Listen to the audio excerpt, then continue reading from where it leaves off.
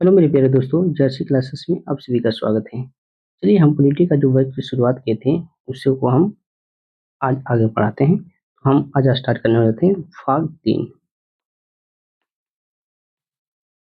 भाग 3 ठीक है। भाग 2 तक हो गया था कंप्लीट, भाग 3 आज करना है। भाग 3 में जो आर्टिकल है वो 12 से लेकर के यहाँ तक है 35 तक। ठीक है, तो चलिए स्टार्ट कीजिए। लिखिए भाग 3। लिखिए भाग 3। इसमें लिखिए अनुच्छेद 12 से लेकर के यहाँ तक 35। ठीक है। दूसरा लिखिए कि भाग 3 को मैग्ना काटा कहा जाता था। लिखिए मैग्ना काटा, मैग्ना काटा कहा जाता है। ठीक है, तो पूछेगा कि मैग्ना काटा किसे कहा जाता है, तो भाग 3 को मैग्ना काटा कहा जाता है। और ये जो भाग 3 है वह कहाँ से लिया गया है, तो लिखिए अमेरिका के संविधान से लिया गया है। लिखिए अमेरिका से,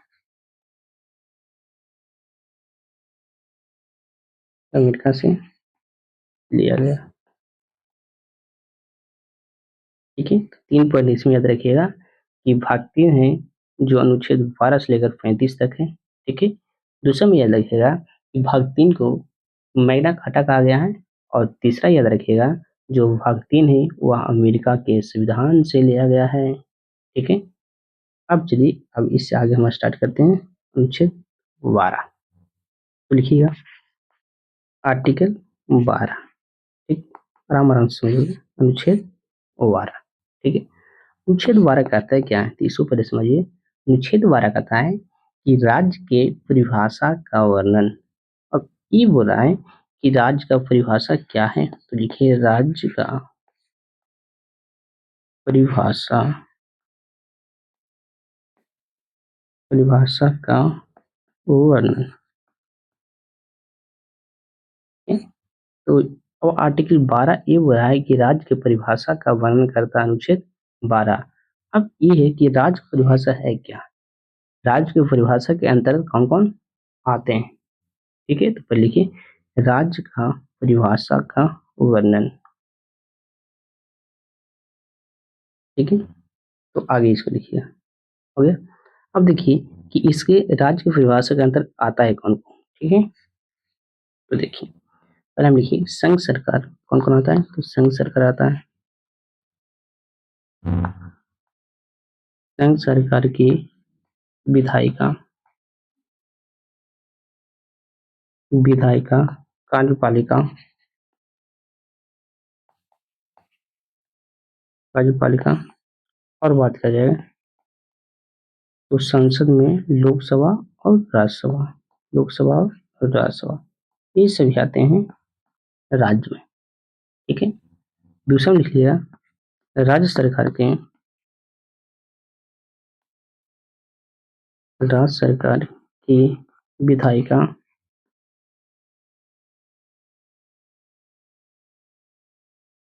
राज्य सरकार की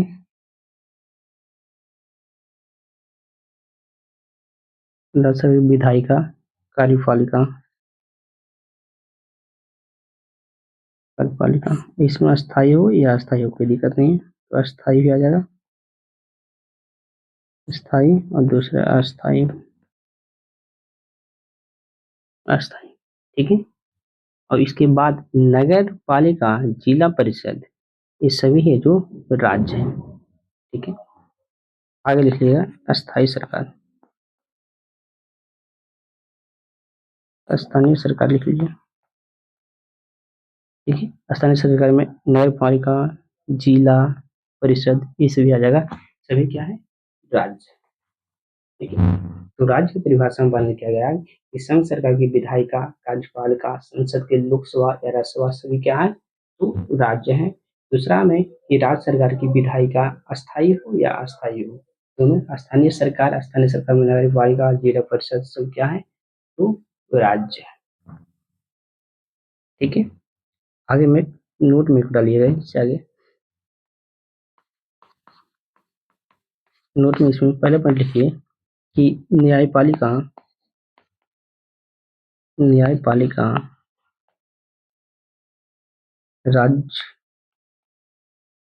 राज्य का अंग नहीं है। अब न्यायपालिका जो राज्य का अंग नहीं है, क्यों नहीं है? इसका रीजन क्या है? क्योंकि न्यायपालिका है जो जो मौलिक अधिकार का रक्षक है। ठीक है, देखिए क्योंकि क्योंकि न्यायपालिका न्यायपालिका मौलिक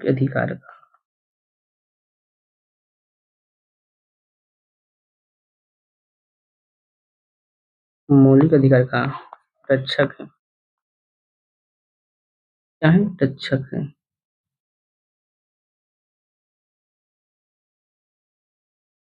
रक्षक। ये लिखिए कि न्यायपालिका राज्य का अंग नहीं है। क्वेश्चन डायरेक्ट पूछेगा कि इनमें कौन सा राज्य का अंग नहीं है? इसमें एक ऑप्शन है न्यायपालिका। न्यायपालिका क्यों नहीं है? इसका रीजन यही है कि मौलिक अधिकार को यह रक्षा करता है, या रक्षा करने वाला है कौन? न्यायपालिका।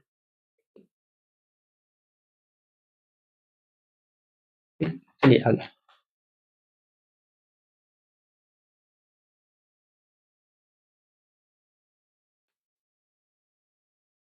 ये हो गया।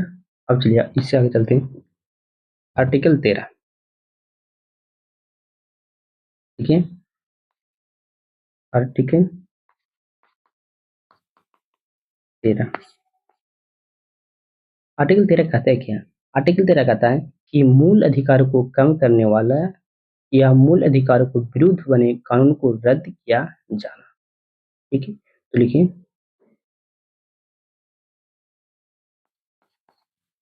लिखेगा मूल अधिकारों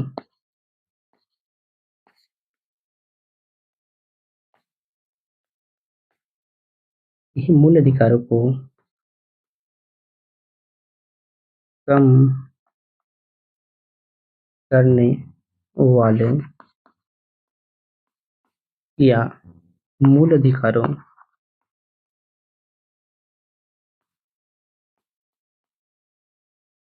देखिए मूल अधिकार के विरुद्ध मूल अधिकारों को विरुद्ध बने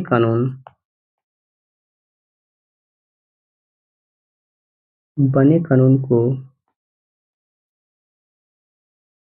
रद्द किया जाना। ठीक है,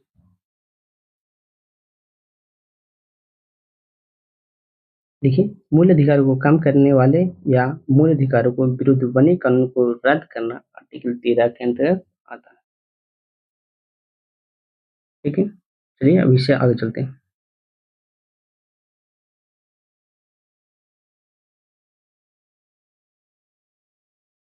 चलिए अब आगे चलते हैं। तो आर्टिकल देखते हैं 14। तो लिखिए अनुच्छेद 14। 13 हो गया।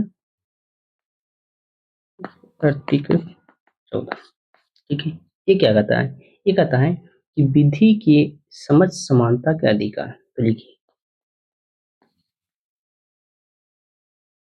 विधि के समझ समानता समानता का अधिकार।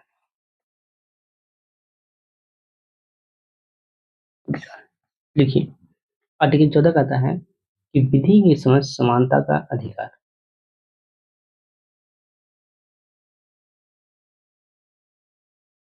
चलिए हो गया।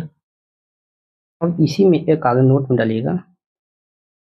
नोट में पहला पॉइंट इसमें लिखिए, तो विधि के समझ समानता का अधिकार है, यह किसका सिद्धांत है? लिखिए विधि के विधि के समझ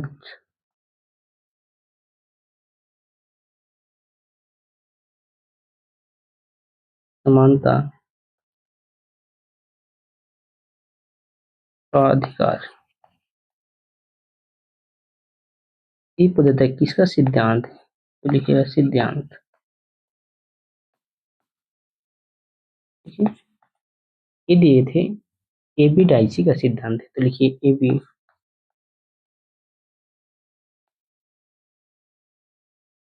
डाइसी। ठीक है, डाइसी महोदय का यह सिद्धांत था कि विधि के समय समानता का अधिकार एबी डाइसी सिद्धांत से ये लिया गया।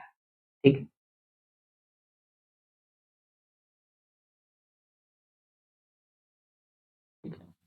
हो गया। अब चलिए इसी में दूसरा पॉइंट लिखिए। लिखिएगा कि भारत में विधियां, लिखिएगा भारत में विधियां सभी व्यक्ति के लिए,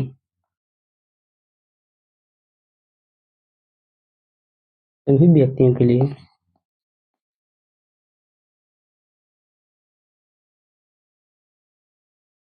लिए समान होगी, समान होगी। ये लिखिए भारत में विधियां सभी व्यक्ति के लिए समान होगी।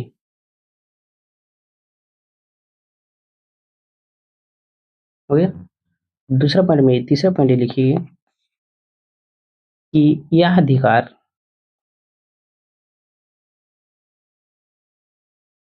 लिखिएगा यह अधिकार सभी व्यक्तियों, सभी व्यक्ति या तो नागरिक हो या गैर नागरिक हो, सभी को प्राप्त है। लिखिएगा नागरिक प्लस में गैर नागरिक,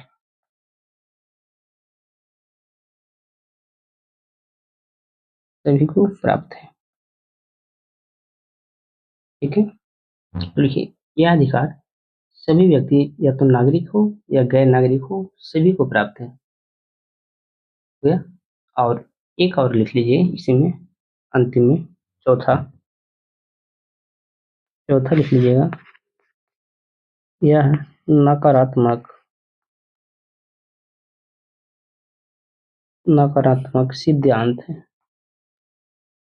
ठीक है, यह निगेटिव सिद्धांत है। ठीक है, नकारात्मक सिद्धांत है। देखिए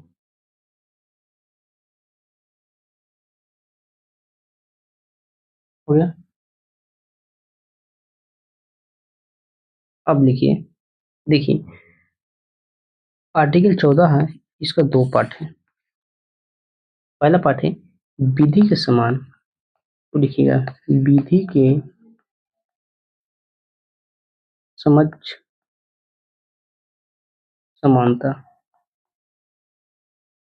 ठीक है, विधि के समझ समानता, और दूसरा है विधि का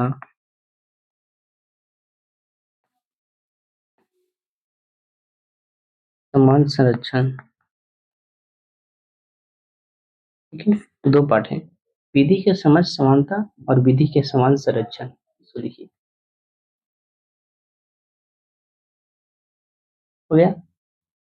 अब देखिए दोनों में अंतर क्या है, विधि के समान समानता क्या है और विधि के समान संरक्षण, ये दोनों में अंतर क्या है, तो लिखिए। चलिए आगे लिखिए दोनों में अंतर।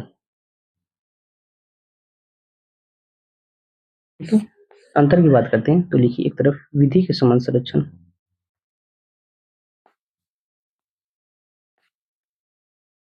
विधि के समझ,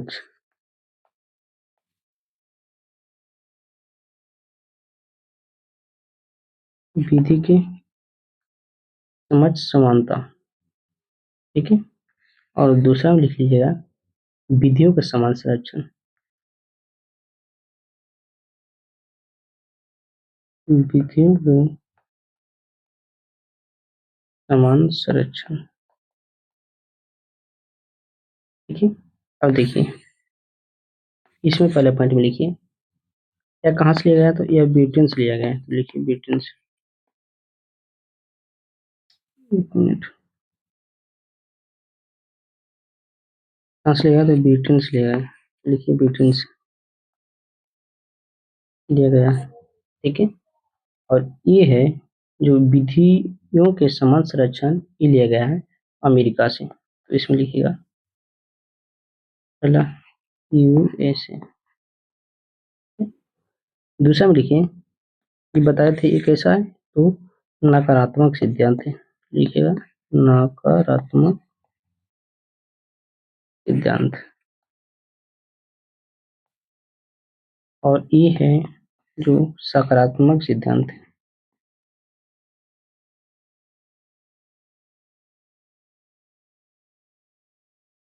सिद्धांत तो पढ़िए।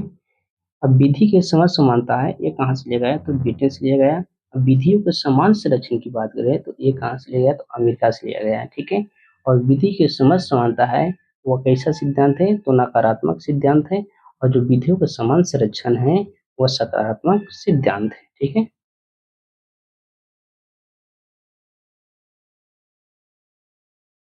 हो गया, ठीक है। अब आगे लिखिए, तीसरा पॉइंट लिखिए। तीसरा पॉइंट इसमें लिखिए कि देखने में, लिखिए देखने में समान लगता है, समान लगता है, लेकिन परिणाम परिणाम असमान होता है, असमान आता है, ठीक है। देखने में समान लगता है लेकिन परिणाम असमान आता है। तो इसको हम लिखिए तीसरा में, देखने में, देखने में असमान लगता है,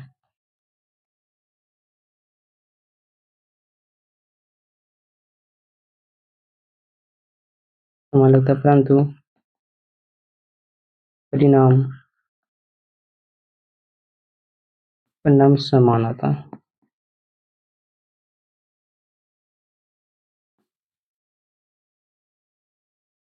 लिखिए लिखिए, दोनों में अंतर देख लिए। तो पहला देखेंगे विधि के समझ समानता है वह कहाँ से लिया गया? ब्रिटेन से लिया गया है। डायरेक्ट क्वेश्चन पूछेगा कि विधियों का समाज संरक्षण कहाँ से लिया गया था? यूएसए से लिया गया।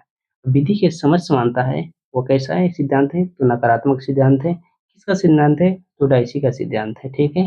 अब विधि के समान संरक्षण की बात करते हैं तो वह सकारात्मक सिद्धांत है। और जो विधि के समझ समानता हो, देखने में समान लगता है लेकिन उसका परिणाम जब आता है तो असमान आता है। और जो विधि का समान संरक्षण है वो देखने में समान लगता है परंतु उसका परिणाम जो आता है वो कैसा आता है? समान आता है, ठीक है। फिर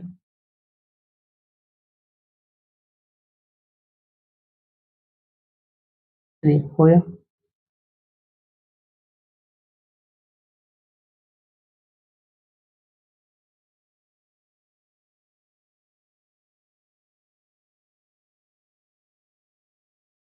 हो गया ना। अब इससे आगे कुछ नोट में लिखिएगा, नोट, नोट में लिखा अपवाद में, नोट लिखिए अपवाद। ये अपवाद है। पहले पॉइंट अपवाद में लिखिएगा कि राष्ट्रपति, राष्ट्रपति या राज्यपाल, लिखिएगा इसको आराम से, राष्ट्रपति राज्यपाल के खिलाफ, लिखिए राष्ट्रपति या राज्यपाल के खिलाफ किसी प्रकार की,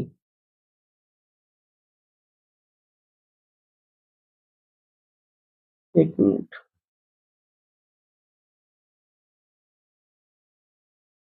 किसी प्रकार की, किसी प्रकार की फौजदारी,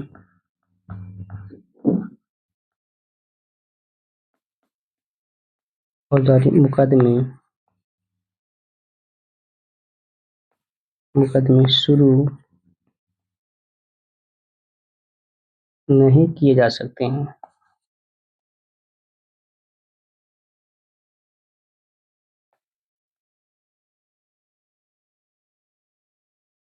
नहीं किए जा सकते हैं कार्यभार के दौरान, लिख लीजिएगा कार्यभार के दौरान। ये कौन सा आर्टिकल में दिया गया है? तो आर्टिकल लिख लीजिएगा 361, छेद 361 में ये बताया गया है कि राष्ट्रपति या राज्यपाल के खिलाफ किसी प्रकार के फौजदारी मुकदमे शुरू नहीं किए जा सकते हैं। चलिए देखिए, हुए। अब चलिए दूसरा पॉइंट इसमें लिखा पद में दूसरा पॉइंट लिखिएगा। देखिए, किसी भी संसद के खिलाफ किसी भी संसद के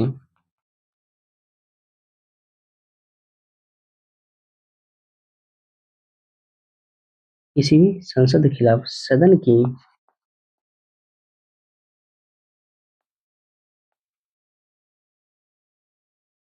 की कार्यवाही के विरुद्ध,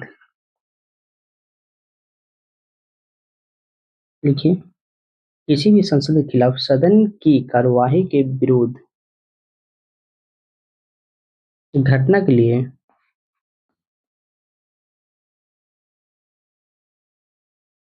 घटना के लिए मुकदमा मुकदमा दर्ज नहीं किया जाएगा।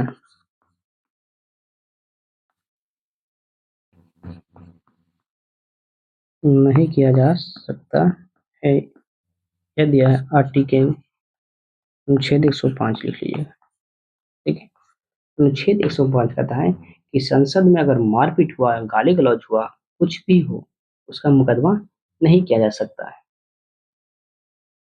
ठीक है, तभी तो देखते हैं कि संसद में कोई कुछ भी बोल देता है तो इसका बोलने का अधिकार है, वहाँ पे मुकदमा बाहर में नहीं लिया जा सकता है कि वहाँ मारपीट हुआ है तो बाहर आके अगर हम उस पर केस करें तो नहीं लिया जाएगा।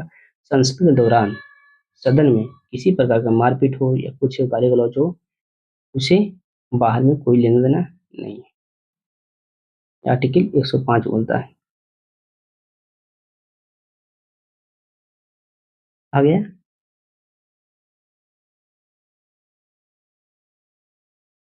चलिए एक पॉइंट और लिख लीजिए, चौथा, कि किसी राज्य के, देखिए, किसी राज्य के विधानमंडल किसी राज्य के विधानमंडल के सदस्य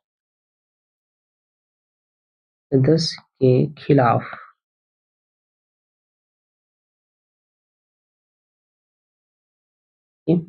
किसी राज्य के विधानमंडल के सदन के खिलाफ सदन में हुई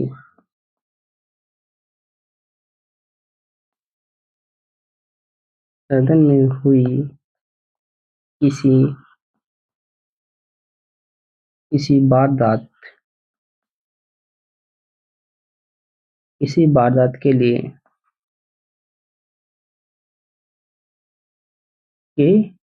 लिए मुकदमा दायर नहीं किया जाएगा।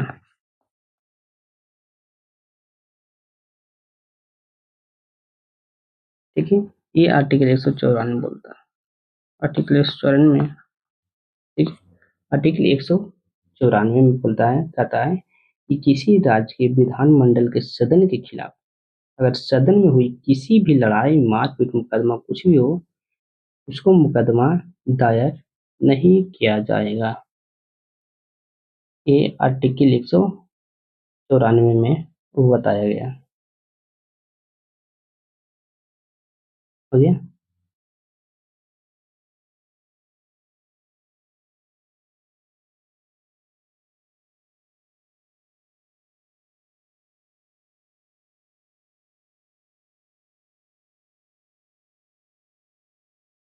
और एक और लिख लीजिए नोट में, एक पॉइंट और लिख लीजिएगा कि जो ये अनुच्छेद 14 है, इसको 39 की ए 39 की सॉरी 39 के बी और 39 को सी, ठीक है, ये दोनों को लागू करने के लिए इसका उल्लंघन किया जा सकता था। ये इसे लागू करने के लिए लागू करने के लिए आर्टिकल 14 को उल्लंघन किया जा सकता है।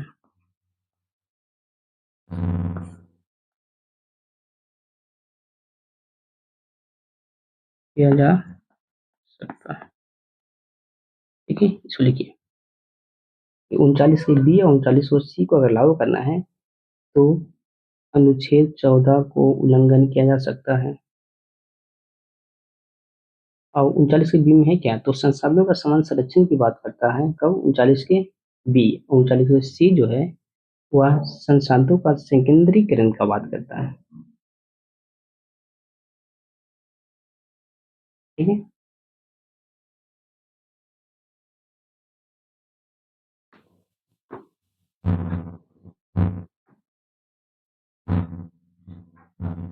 चलिए हो गया। अब चलते हैं इससे आगे। आर्टिकल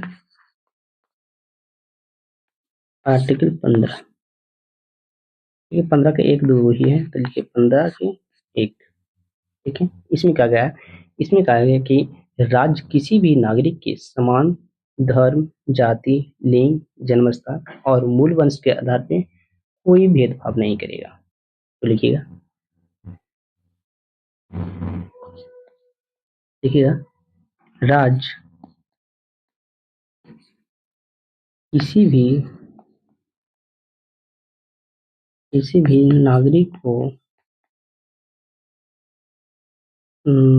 के साथ लिख लीजिए, के साथ जाति या धर्म, जाति, लिंग, जन्मस्थान,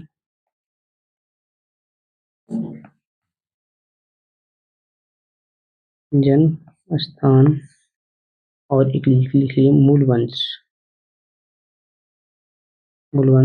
इस सभी के आधार पर भेदभाव नहीं करेगा। भेदभाव नहीं करेगा। देखिए कि राज्य किसी भी नागरिक के साथ धर्म, जाति, लिंग, जन्मस्थान, मूल वंश के आधार पर भेदभाव नहीं करेगा। देखिए, आर्टिकल 15 के एक कहता है कि राज्य किसी भी नागरिक को धर्म, जाति, लिंग, जन्मस्थान और मूल वंश के आधार पर भेदभाव नहीं करेगा। ठीक है, अब चलिए आगे। आर्टिकल 15 के 2। ठीक है, इसमें क्या गया? इसमें कहा गया है कि राज्य और व्यक्ति के साथ धर्म, जाति, लिंग, जन्म स्थान और मूल वंश के आधार पे किसी सार्वजनिक स्थान पे, कहाँ पे? किसी सार्वजनिक स्थान पे कोई भेदभाव नहीं करेगा। जैसे मंदिर, पार्क, हॉस्पिटल, ये सब में भेदभाव नहीं किया जाएगा। तो लिखिए इसमें कि राज्य और व्यक्ति के साथ, लिखिए, धर्म, जाति, लिंग और जन्मस्थान जन्मस्थान और एक और लिख लीजिएगा मूल वंश के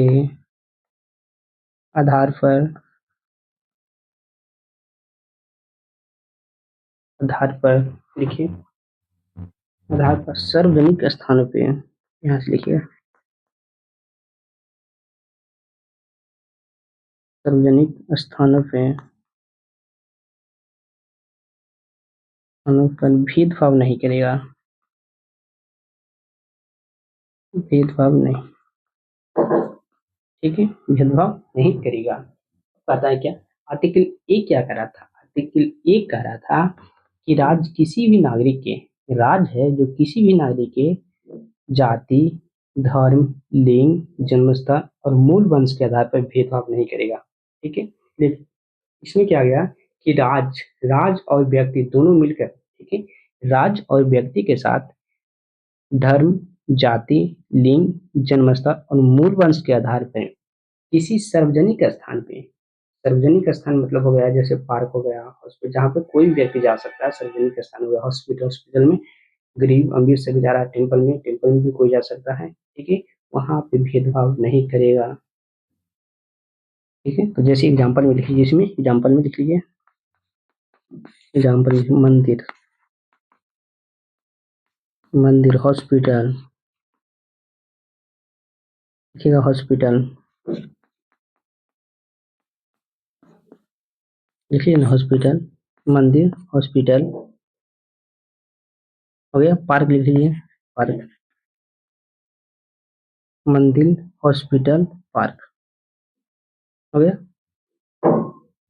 अब आगे चलते हैं, आगे लिखिए आर्टिकल 15 के 3। ये क्या कहता है? ये कहता है कि राज्य महिला और बच्चों के लिए विशेष प्रावधान कर सकता है। ये कहता है राज्य महिला और बच्चों को के लिए विशेष प्रावधान कर सकता है।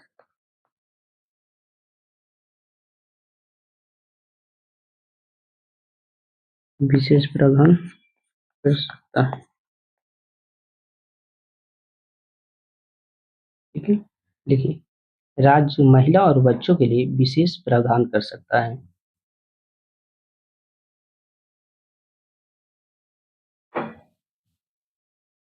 ठीक है,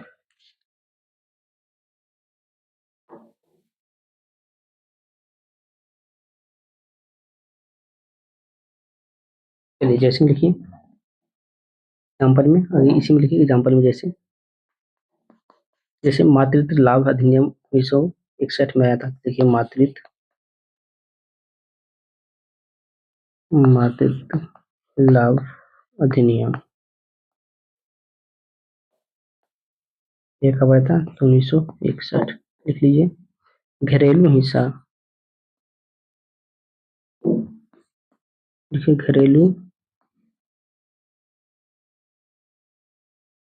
हिंसा,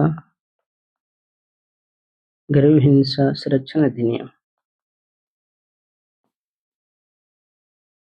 संरक्षण अधिनियम ये कब आया था? 2005 में आया था। लिखिएगा 2005 में। महिला संरक्षण या महिला आरक्षण लिखिए, आरक्षण। ठीक है, चलिए हो गया।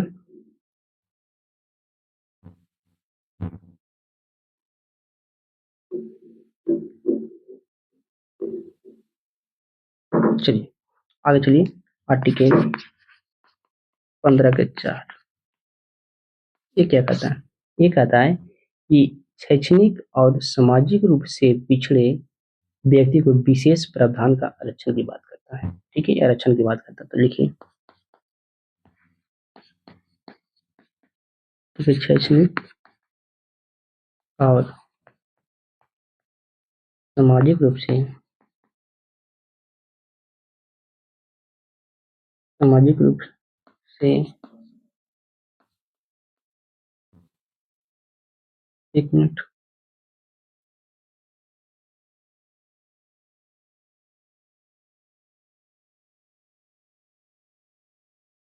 सामाजिक रूप से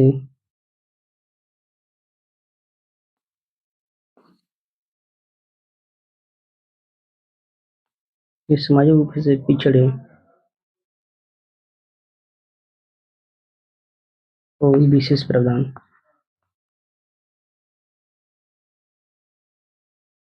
विशेष प्रावधान ये क्या कर रहा है? आरक्षण की बात कर रहा है। ब्रैकेट में लिखिएगा आरक्षण।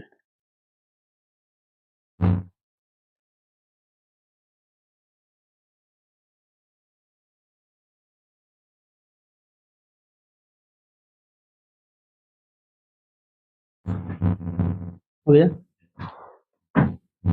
अब चलिए इससे आगे 15 के 5, 15 के 5 क्या बोलता है? तो 15 के 5 बोलता है कि उच्च शैक्षणिक संस्थानों को आरक्षण का प्रावधान। देखिए उच्च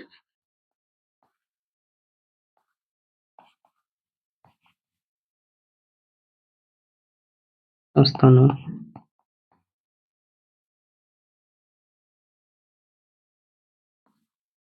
संस्थानों में आरक्षण का प्रावधान।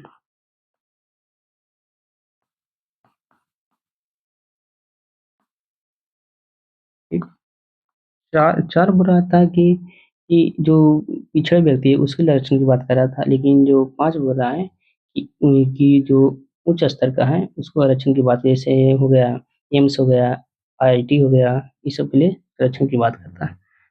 प्रावधान की जैसे में लिख लीजिएगा एग्जाम्पल में आईआईटी, एम्स, एम्स चलिए हो गया।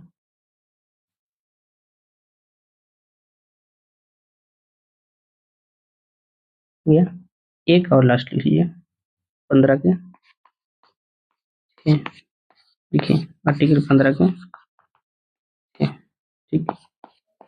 इसमें कहा गया है कि आर्थिक रूप से जो दुर्बल है ईबीसी के अंतर्गत आता है उसे 10% आरक्षण की बात किया है। तो लिखिए आर्थिक रूप